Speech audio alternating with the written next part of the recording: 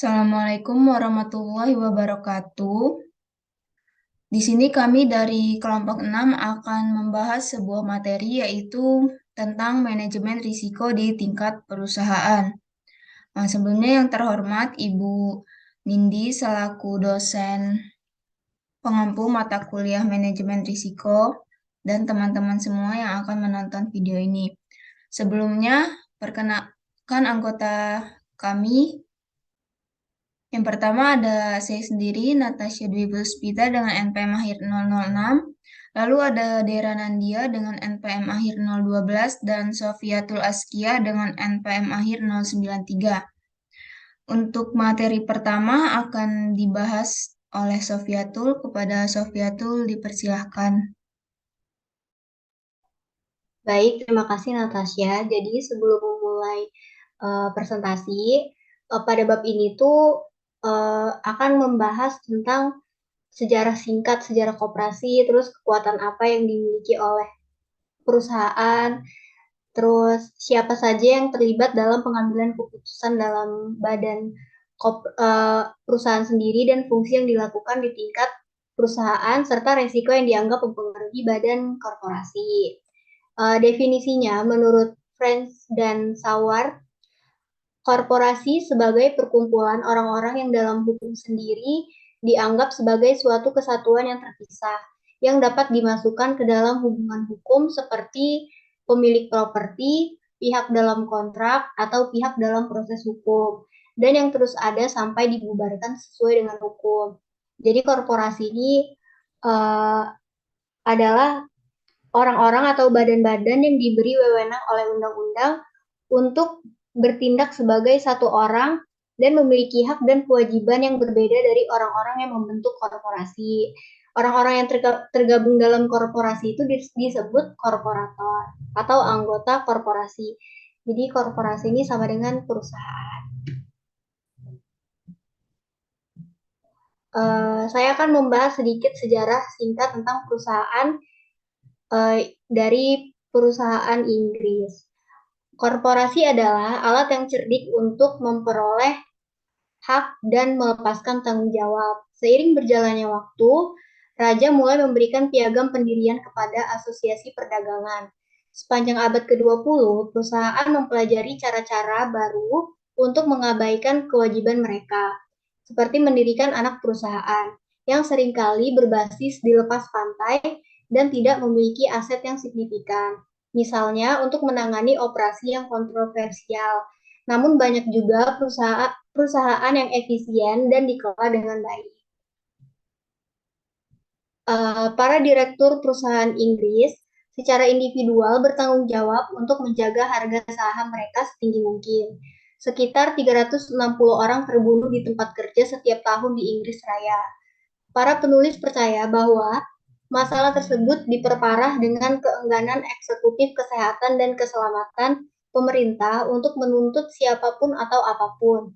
Nah, pada tahun 1996, Komisi Hukum melaporkan bahwa Undang-Undang Pembunuhan Perusahaan sangat membutuhkan reformasi. Pada tahun 1997, 2 minggu setelah kecelakaan kereta api Southall yang menewaskan 7 orang, Menteri Dalam Negeri mengatakan kepada Partai Buruh bahwa dia akan memperkenalkan undang-undang yang memberikan hukuman kepada direktur perusahaan yang diklaim sebagai akibat dari kelalaian yang mengerikan oleh perusahaan secara keseluruhan, orang telah kehilangan nyawa mereka. Lalu selanjutnya ada modal saham koperasi. Modal ekuitas suatu perusahaan diperoleh melalui penjualan saham. Nah, penjualan saham ini adalah pemilik sebagian atau pemangku kepentingan korporasi dan asetnya. Uh, jadi, ada dua kepentingan utama. Yang pertama ada saham biasa, yaitu kepemilikan tanpa jaminan pengembalian investasi khusus, dan saham preferen, yaitu keistimewaan dan batasan tertentu yang tidak tersedia dengan saham biasa. Selanjutnya ada struktur perusahaan. Jadi dalam gambar tersebut itu dijelaskan struktur perusahaan dari entitas perusahaan, lalu ada bagian hukum, keuangan, pemasaran, personil, yang di dalam sini semua keputusan keuangan dan akuisisi itu dibuat. SPBUA ini merupakan perusahaan produksi. SPBAB ini perusahaan perdagangan. Kalau yang C ini CSD ini perusahaan jasa, sedangkan SBAE merupakan perusahaan proyek.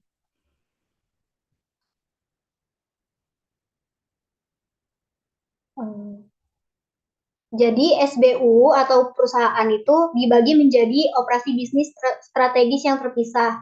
Seperti yang dijelaskan tadi, ada perusahaan produksi, perusahaan induk, dan perusahaan jasa. Setelah itu juga ada perusahaan proyek. Di sini proyek dilakukan di bawah SBU dan dengan fungsi yang diperlukan dijalankan. Biasanya dengan menjalankan proyek untuk menghasilkan pendapatan. Fungsinya. Lalu ada manajemen perusahaan. Manajemen perusahaan sering disebut sebagai strategi perusahaan yang berkaitan dengan memastikan kelangsungan hidup perusahaan dan meningkatkan nilainya tidak hanya dalam hal keuangan, tetapi juga variabel seperti pangsa pasar, reputasi, dan perspeksi merek. Kelompok inti dari Dewan Perusahaan dan Eksekutif Bisnis yang strategis itu biasanya terdiri dari beberapa pemangku kepentingan seperti perwakilan pemegang saham, habis itu ada perwakilan dari pelanggan utama, mitra atau pemasok, terus ada pakar eksternalnya juga.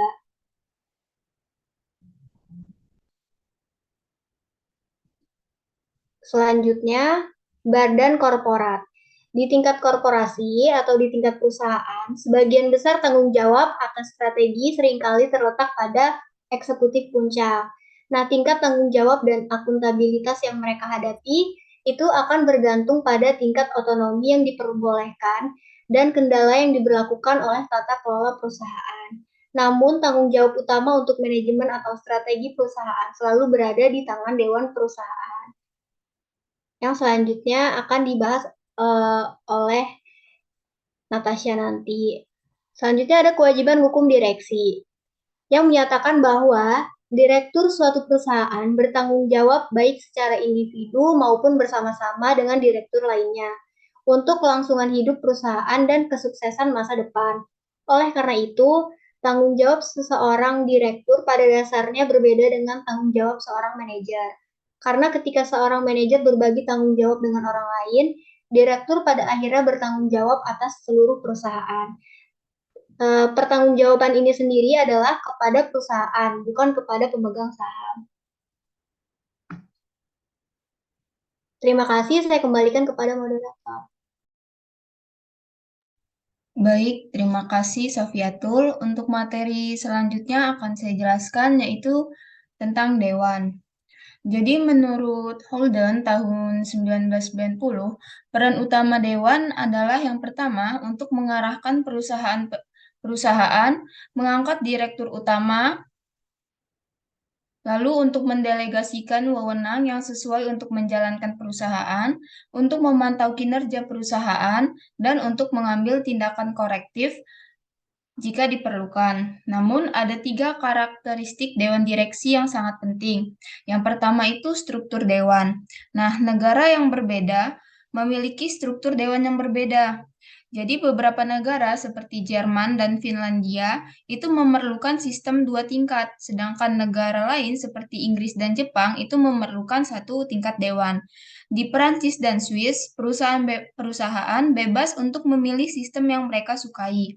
Nah, dalam sistem dua tingkat itu ada pembagian kekuasaan formal dengan dewan manajemen yang terdiri dari eksekutif puncak dan dewan pengawas yang berbeda terdiri dari non-eksekutif dengan tugas memantau dan mengarahkan dewan manajemen. Dalam sistem dewan satu tingkat atau kesatuan, eksekutif dan non-eksekutif itu duduk bersamaan di dewan. Lalu ada keanggotaan dewan. Nah, komposisi dewan direksi dapat sangat bervariasi dari perusahaan ke perusahaan. Perbedaan terjadi seperti jumlah, perawakan, dan independensi direktur luar. Lalu yang ketiga itu ada tugas dewan. Permintaan dan kewenangan direksi juga berbeda signifikan antar perusahaan. Dalam beberapa kasus, dewan jarang bertemu dan hanya diminta untuk memberikan suara pada proposal yang diajukan di depan mereka. Dewan semacam itu memiliki sedikit atau tidak ada kekuatan untuk bertentangan dengan keinginan Chief Executive Officer atau CEO. Di perusahaan lain, dewan bertemu secara teratur dan memainkan peran yang lebih aktif dalam tata kelola perusahaan dengan merumuskan proposal, secara proaktif memilih manajer puncak baru dan menentukan tujuan dan insentif. Next.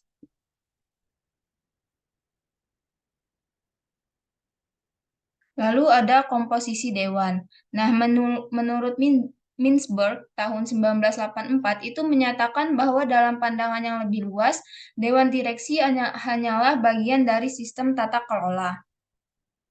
Misalnya, peraturan oleh otoritas lokal dan regional, serta tekanan dari kelompok sosial dapat berfungsi sebagai checks dan balance untuk membatasi kebijaksanaan manajemen puncak. Lalu fungsi perusahaan. Setiap perusahaan membutuhkan misi perusahaan. Misi ini mencakup titik tolak dasar yang mengarahkan organisasi ke arah tertentu. McCoy tahun 1985 itu menyebutkan bahwa tujuan organisasi adalah titik tolak paling penting dari pembuatan strategi. Tetapi nilai-nilai yang terkandung dalam budaya organisasi juga berpengaruh. Lalu, secara umum, itu misi tingkat korporat memberikan 3 arah penting bagi suatu organisasi. Peran-peran tersebut adalah arah, legitimasi, dan motivasi. Nah, arah itu adalah misi perusahaan itu harus mengarahkan organisasi ke arah tertentu. Ini dilakukan untuk mendefinisikan batasan di mana pilihan dan tindakan strategis harus dilakukan. Lalu untuk legitimasi, itu misi perusahaan dapat menyampaikan kepada semua pemangku kepentingan di setiap level dan di luar perusahaan apa yang dikejar organisasi dan bahwa tujuan dan sasaran ini akan memberi nilai tambah bagi perusahaan. Lalu untuk motivasi, itu dalam beberapa kasus penulis percaya bahwa misi perusahaan dapat melangkah lebih jauh dari legitimasi dengan benar-benar menginspirasi individu dan berbagai tingkatan organisasi untuk bekerja sama dengan cara tertentu. Di dalam perusahaan, konsep yang sering dirangkum dengan misi adalah visi. Sementara misi perusahaan menguraikan titik awal keberangkatan, visi perusahaan menguraikan masa depan yang diinginkan di mana perusahaan berharap untuk tiba. Next. Lalu ada tata kelola perusahaan. Nah, tata kelola perusahaan itu berkaitan dengan membangun checks and balance untuk memastikan bahwa manajemen puncak mengejar strategi yang sesuai dengan misi perusahaan. Tata kelola perusahaan mencakup semua tugas dan aktivitas yang dimaksudkan untuk mengawasi dan mengarahkan perilaku manajemen puncak. Laporan Turnbull pada tahun 1999 itu mengutip beberapa prinsip tata kelola perusahaan yang baik. Pertama, ada direktur. Faktor-faktor yang dikendalikan oleh direksi termasuk dewan, ketua dan CEO, keseimbangan dewan, penyedia informasi, penunjukan dewan, dan pemilihan ulang. Para penulis percaya ada 3 fungsi penting yang harus ditangani di tingkat perusahaan. Yang pertama itu fungsi pembentuk. Jadi fungsi pembentuk itu adalah fungsi pertama dalam mempengaruhi pembentukan misi perusahaan. Nah, tugas di sini adalah membentuk, mengartikulasikan, dan mengomunikasikan prinsip-prinsip dasar yang akan menggerakkan aktivitas organisasi, menentukan tujuan organisasi, dan menetapkan prioritas di antara penuntut adalah bagian dari fungsi pembentuk. Lalu yang kedua itu ada fungsi kinerja. Nah, fungsinya itu berkontribusi pada proses strategi dengan tujuan meningkatkan kinerja korporasi di masa depan. Nah, tugas di sini di tingkat korporat adalah menilai inisiatif strategi yang diajukan oleh manajemen puncak dan berpartisipasi aktif dalam pengembangan strategi. Lalu fungsi kesesuaian. Itu fungsinya diperlukan untuk memastikan kesesuaian perusahaan dengan misi dan strategi yang dinyatakan. Nah, tujuan tata kelola perusahaan adalah memantau apakah organisasi melakukan aktivitas seperti yang dijanjikan dan apakah kinerjanya memuaskan. Di mana manajemen ditemukan kurang, itu adalah fungsi tata kelola perusahaan untuk menekan perubahan. Next. Hasi tahun 1991 itu mengkategorikan tujuan atau fungsi perusahaan sebagai primer, sekunder, dan tujuan perusahaan yang ingin dicapai perusahaan. Yang pertama itu ada tujuan primer. Nah, di sini adalah laba itu untuk motivasi utama bagi semua perusahaan dan banyak manajer berpendapat bahwa mencapai maksimalisasi laba adalah fungsi utama mereka. Namun dalam beberapa kasus hal di atas mungkin tidak benar, karena tidak ada perusahaan yang mau melakukan apapun demi keuntungan. Misalnya, hanya sedikit perusahaan yang bersedia memperkerjakan karyawannya dalam keadaan kelelahan fisik dan mental. Lalu tujuan sekunder. Pada tingkat perusahaan, tujuan sekundernya adalah gambaran tentang sifat bisnis perusahaan. Pada tingkat korporat ini, pertanyaan yang harus diajukan adalah seperti, apa bisnis saya? Ini dapat dijawab pada penilaian perusahaan. Namun ini bukanlah tujuan. Untuk mengatasi hal ini, pertanyaan apa bisnis saya seharusnya bisa dinyatakan. Lalu tujuan perusahaan. Ini adalah goals untuk tujuan terukur yang menyediakan unit pengukuran dari mana CEO dapat mengonfirmasi bahwa strateginya telah dilakukan. Oleh karena itu, mereka lebih sulit untuk dirumuskan daripada tujuan keuntungan, karena tujuan keuntungan itu berhubungan langsung dengan strategi yang ditetapkan. Lalu, para penulis mengutip sejumlah tujuan praktis yang harus dilakukan sebagai meteran yang mengatur di tingkat perusahaan. Yang pertama ada angka ketenaga kerjaan, lalu rasio yang menggambarkan pangsa pasar yang ditentukan atau persentase, lalu ada angka akuntansi seperti rasio likuiditas atau gearing, lalu ada angka pelanggan minimum, angka maksimum untuk jam yang hilang dalam perselisihan industrial, pengembalian modal yang digunakan, dan target penjualan mutlak. Next. Lalu ada strategi perusahaan. Nah, strategi perusahaan itu adalah pola keputusan dalam perusahaan yang menentukan dan mengungkapkan maksud, tujuan, dan sasarannya. Ini menghasilkan kebijakan dan rencana utama untuk mencapai tujuan tersebut dan menentukan jangkauan bisnis yang akan dikejar perusahaan. Nah, Ellis dan William itu mengutip strategi perusahaan sebagai sarana untuk menambah nilai sehubungan dengan dua bidang utama pengambilan keputusan yang sama pentingnya. Yang pertama, keseluruhan ruang lingkup kegiatan organisasi dan pengasuhan perusahaan. Nah, gambar 7.3 itu menggambarkan komponen kunci strategi perusahaan. Next. Lalu manajemen strategis itu dapat dibedakan melalui penggunaan dua dimensi. Yang pertama itu perencanaan dan kontrol. Nah, perencanaan itu adalah pengaruh dan koordinasi kantor pusat dalam merumuskan strategi bisnis. Sedangkan kontrol itu jenis kontrol kinerja yang diterapkan oleh kantor pusat. Dari dimensi ini, tiga gaya manajemen perusahaan dapat diidentifikasi. Yang pertama, perencanaan strategis. Nah, pada tingkat perusahaan ada penekanan yang kuat untuk mempengaruhi arah bisnis melalui perencanaan. Pengendalian ini tersedia melalui penggunaan kedua tujuan strategis dan keuangan. Lalu ada kontrol strategis. Ini diserahkan kepada manajemen di tingkat bisnis. Tingkat korporat jarang terlibat di sini. Namun semakin besar proyek, itu semakin besar kemungkinan keterlibatannya. Lalu ada pengendalian keuangan. Dengan metode ini, Ellis dan William mengidentifikasi penggunaan delegasi dari kantor pusat perusahaan. Next. Lalu ada mengenali risiko. Nah, di sektor korporat, manajemen senior yang lebih tercerahkan telah memperkerjakan manajer risiko secara keseluruhan. Lebih sering dipromosikan dari fungsi manajemen asuransi. Di sini, tanggung jawab inti individu ini biasanya adalah identifikasi, pengukuran dan mitigasi risiko, serta mengatur pendanaannya jika memungkinkan dan diinginkan. Dalam banyak kasus, orang-orang ini berusaha mengoordinasikan aktivitas manajemen risiko dari departemen lain dan mempromosikan budaya manajemen risiko di seluruh organisasi. Nah, di sektor korporat, manajemen senior yang lebih tercerahkan telah memperkerjakan manajer risiko secara keseluruhan. Lalu, materi selanjutnya akan dijelaskan oleh Dera. Pada Dera, saya persilahkan. Baik, terima kasih moderator.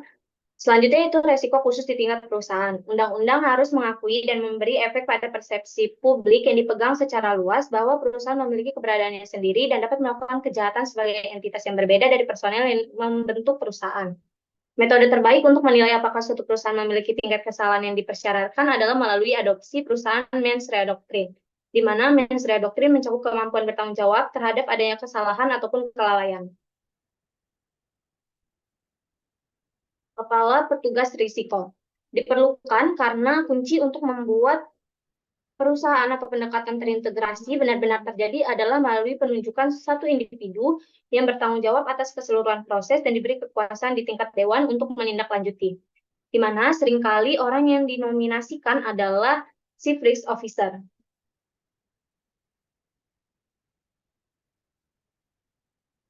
Penilaian resiko di tingkat perusahaan.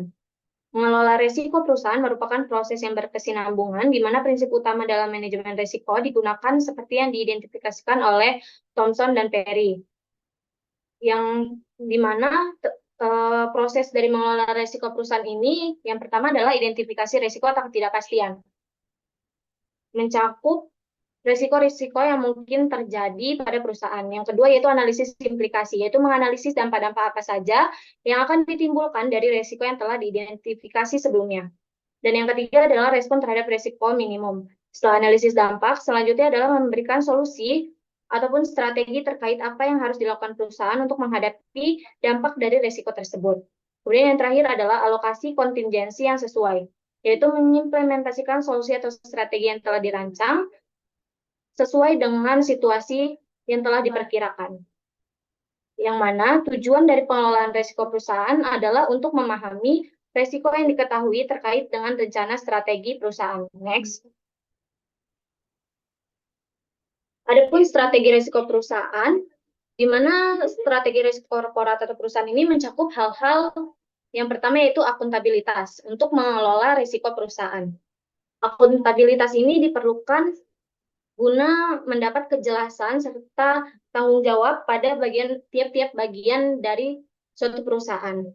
Dan yang kedua adalah daftar risiko korporat. Akan disimpan sebagai catatan risiko yang diketahui terhadap rencana strategi korporat. Meliputi jenis tindakan mitigasi, kemudian dapat diambil, dan kemungkinan hasil tindakan mitigasi yang dicatat, yang mana pada intinya perusahaan perlu mencatat risiko apa saja yang mungkin terjadi, sampai tindakan yang akan diambil untuk mitigasi risiko, sampai pada tahap evaluasi mitigasi tersebut. Dan yang terakhir adalah rencana perawatan diidentifikasi sebagai bagian dari strategi korporat dan akan dikomunikasikan sehingga mereka pada gilirannya dapat mengelola risiko yang dapat mempengaruhi perusahaan. Next.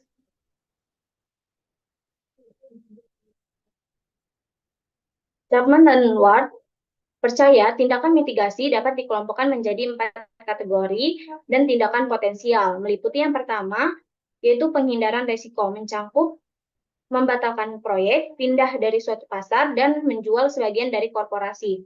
Yang kedua, pengurangan risiko, meliputi akuisisi atau merger, pindah ke pasar baru, mengembangkan produk atau teknologi baru di pasar yang ada, rekayasa ulang proses bisnis, dan yang terakhir adalah kebijakan manajemen risiko perusahaan.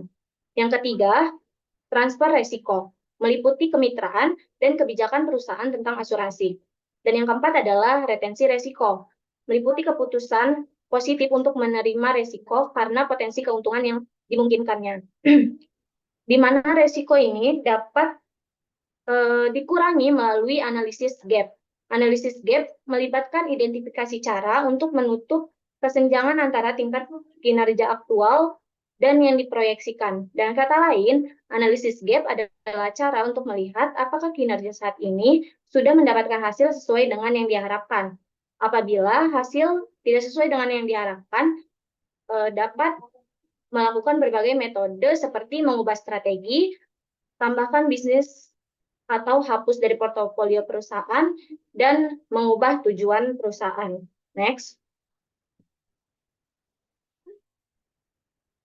Keselamatan dan kesempatan serta lingkungan. Entitas perusahaan perlu menerima bahwa kesehatan dan keselamatan harus menjadi bagian utama dari sistem manajemen risiko. Keselamatan sendiri telah didefinisikan oleh Merna sebagai penghapusan bahaya atau kontrol mereka ke tingkat toleransi yang dapat diterima, sebagaimana ditentukan oleh hukum, peraturan kelembagaan, etika, persyaratan pribadi, kemampuan ilmiah, dan teknologi, pengetahuan eksperimental, ekonomi, dan interpretasi praktik budaya dan populer. Sedangkan kecelakaan adalah proses kejadian yang tidak direncanakan yang menyebabkan cedera yang tidak diinginkan, hilangnya nyawa, dan kerusakan pada sistem atau lingkungan.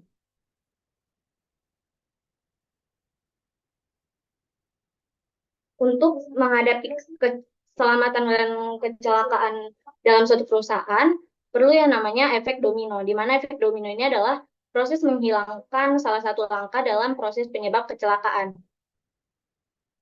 Terdapat bagan mengenai proses penyebab kecelakaan. Yang pertama yaitu acara awal atau pendahuluan, yaitu segala sesuatu yang mempengaruhi acara awal, seperti jam kerja yang panjang, perawatan yang buruk atau tidak lengkap. Kemudian dilanjutkan dengan memulai acara atau acara pemicu. Adalah mekanisme sebenarnya yang menyebabkan kecelakaan itu terjadi. Dan yang terakhir adalah peristiwa menengah yang memiliki dua efek, dapat menyebabkan atau memperbaiki kecelakaan, yang pada akhirnya menyebabkan kecelakaan di suatu perusahaan. Faktor penyebab dari kecelakaan ini tentu ada banyak hal.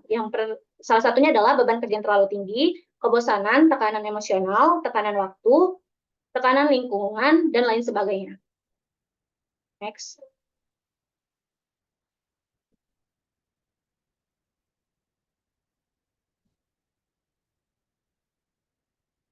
Bahaya dan resiko. Bahaya adalah suatu kondisi yang dapat menyebabkan cedera atau kematian, kerusakan atau kehilangan, peralatan atau harta benda, kerusakan lingkungan. Adapun resiko yaitu kombinasi dan konsekuensi dari suatu bahaya atau kejadian yang berbahaya. Resiko ini menghitung seberapa besar kemungkinan seseorang akan mengalami cedera atau seberapa parah. Sedangkan hubungan bahaya dan resiko yaitu di mana bahaya berkaitan dengan tingkat keparahan atau hasil akhir, sedangkan resiko ini menggabungkan konsep tingkat keparahan, konsekuensi kecelakaan, dan kemungkinan terjadinya. Next. Sistem manajemen lingkungan ISO 14001. Yaitu salah satu cara paling efektif untuk meminimalkan risiko lingkungan, memenuhi persyaratan legislatif, dan menunjukkan tata kelola perusahaan adalah melalui penerapan sistem manajemen lingkungan, di mana ISO 14001 ini telah tersertifikasi dan diakui secara internasional dari penyedia yang terakreditasi dan bereputasi baik menjadi pilihan utama bagi organisasi atau suatu perusahaan untuk menunjukkan kredensial lingkungan suatu perusahaan pada seluruh dunia. Terdapat banyak manfaat terkait dengan sistem manajemen ISO 14001 yang bersertifikasi. Pertama, kepatuhan terhadap persyaratan legislatif dan lainnya dalam memberikan pendekatan sistematis untuk memenuhi undang-undang saat ini dan mengidentifikasi undang-undang di masa akan datang. Kemudian, membantu menunjukkan kesesuaian bahwa Anda memenuhi komitmen kebijakan dan melakukan perbaikan terus-menerus terhadap target tertentu. Selanjutnya adalah untuk memenuhi tujuan keseluruhan keunggulan kompetitif atas bisnis non-sertifikasi ketika diundang untuk tender. Manfaat selanjutnya yaitu peningkatan kredibilitas yang berasal dari penilaian independen. Dan yang terakhir, ISO 14001 bermanfaat untuk peningkatan berkelanjutan yang membantu mendorong penggunaan bahan baku yang lebih efisien dan peningkatan kinerja yang mengarah pada pengurangan biaya, berbagi prinsip sistem manajemen umum dengan ISO 9000 banding 2000. Sistem manajemen kesehatan dan keselamatan memungkinkan integrasi sistem manajemen kesehatan dan keselamatan kualitas, lingkungan, dan pekerjaan. Next.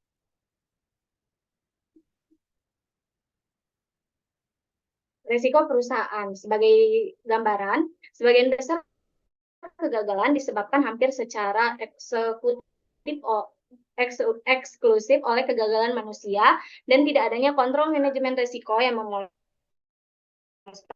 Sejarah menunjukkan bahwa kerentanan perusahaan, terutama ini, dapat dicapai dengan membandingkan risiko lama yang menyakitkan dengan beberapa risiko baru yang menyiksa.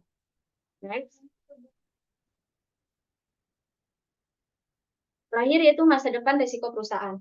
Dengan lingkungan baru yang muncul ini, muncul pemahaman baru tentang risiko. Penggunaan teknologi yang lebih banyak akan meningkatkan ancaman hacking, serangan virus, dan cyber teroris.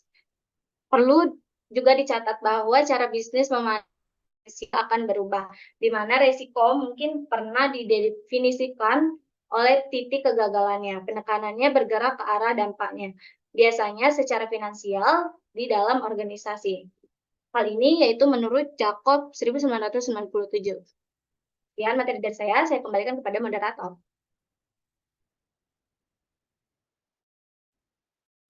Baik, sekian presentasi dari kami. Apabila ada kekurangan, kami mohon maaf. Terima kasih. Wassalamualaikum warahmatullahi wabarakatuh. Waalaikumsalam warahmatullahi wabarakatuh.